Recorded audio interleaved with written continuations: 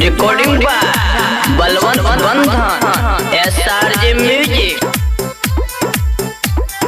डिंपल तेरे गलिया पे काला काला तिल है, डिंपल तेरे गलिया पे काला काला तिल है, डिंपल तेरे गलिया पे काला काला तिल है, डिंपल तेरे गलिया पे काला काला तिल है।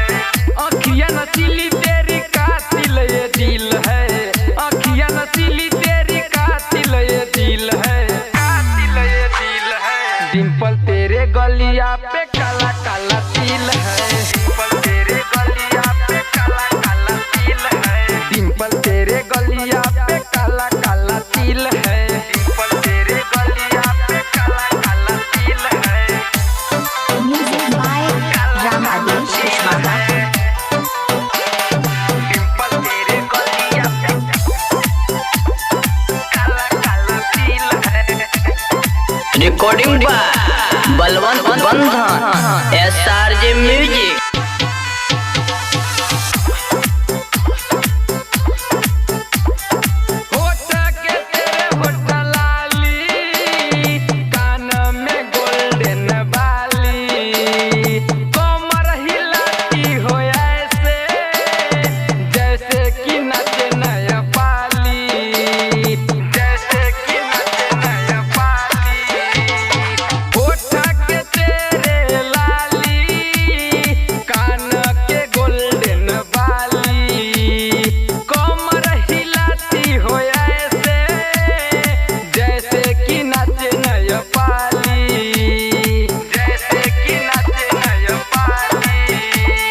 चोली तेरी टाइट है लहंगा या बढ़ील है, चोली तेरी टाइट है लहंगा या बढ़ील है। डिंपल तेरे गलिया पे काला काला तिल है, डिंपल तेरे गलिया पे काला काला तिल है। अखियां नसीली तेरी कातिल ये दिल है, अखियां नसीली तेरी कातिल ये दिल है, कातिल ये दिल है। डिंपल तेरे गलिया पे काला काला तिल है, डिंपल तेरे गलिया पे काला काला तिल है, डिंपल तेरे गलिया पे काला काला तिल है, डिंपल तेरे गलिया पे काला काला तिल व्हाट्सएप नंबर 9801710005 बिरगंज परसा नेपाल। डिंपल तेरे गलिया पे काला काला तिल है।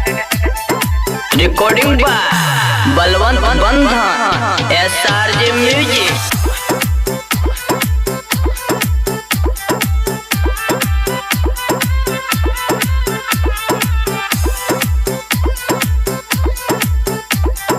जब से देखा मैं तुझको हो गया तेरा दीवाना, प्यार में तेरे पागल करना नहीं कभी माना, करना नहीं कभी माना।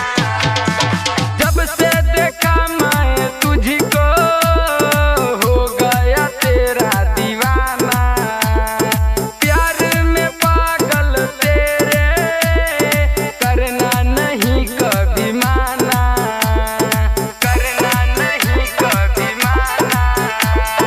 बलवंत शिवानी सोनू जीना मुश्किल है, बलवंत शिवानी सोनू जीना मुश्किल है। डिंपल तेरे गलिया पे काला काला तिल है, डिंपल तेरे गलिया पे काला काला तिल है। अखियां नसीली तेरी कातिल ये दिल है, अखियां नसीली तेरी कातिल ये दिल है, कातिल ये दिल है। डिंपल तेरे गलिया